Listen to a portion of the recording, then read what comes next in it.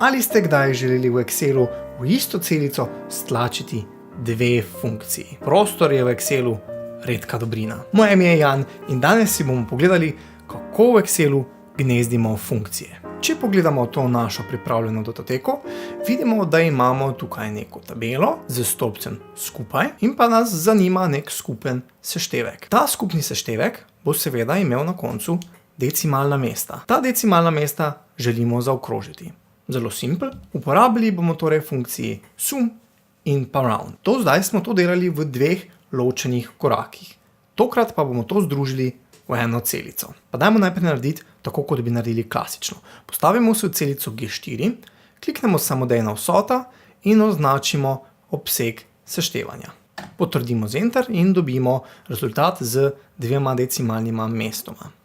Zdaj ta rezultat pa bomo zaokrožili s funkcijo round. Napišemo je enako round, vzeli bomo kar navadno. Če želite, si lahko za pomoč odprete pogovorno okno za vstavljanje funkcije. Torej, prvi argument želimo zaokrožiti tole število in pa na 0 decimalnih mest.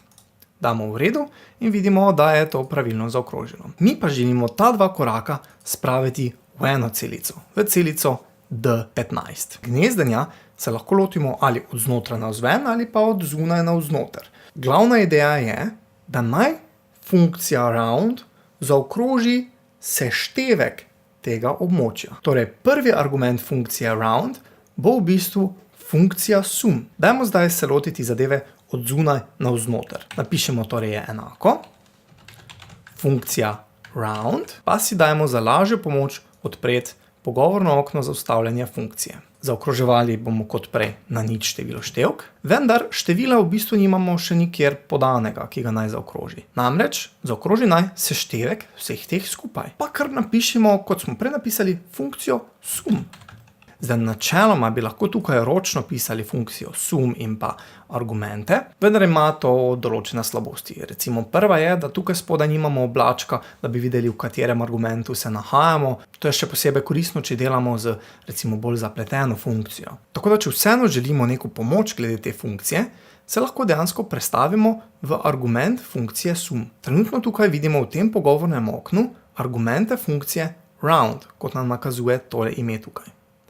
Zdaj, če gremo v vnosno vrstico, to je tale bela tukaj, in kliknemo z levim klikom na sum, vidimo, da se pogovorno okno spremeni na argumente funkcije sum.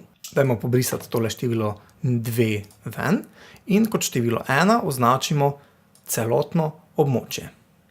Zdaj, med tema dvema funkcijama se lahko prosto premikamo. Torej, kliknem na round, kliknem na sum, kliknem na round, in tako dalje. Pa opišemo še enkrat število števk, 0.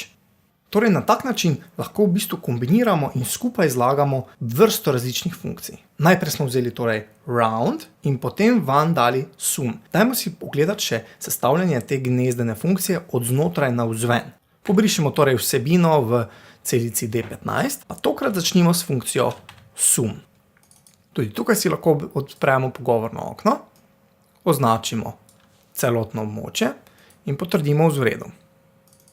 Zdaj pa moramo ta sum spraviti v round. Najboljša možnost je mogoče kar tukaj v vnosnem oknu, da se z utripalko postavimo pred s in napišemo round.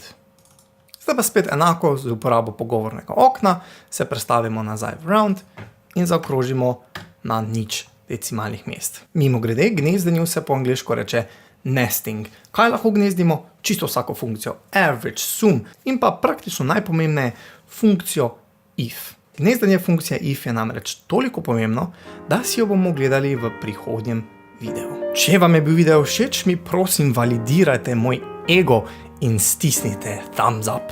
Pa ne pozabite se naročiti in spremljati mojo Facebook skupino Office tečaji.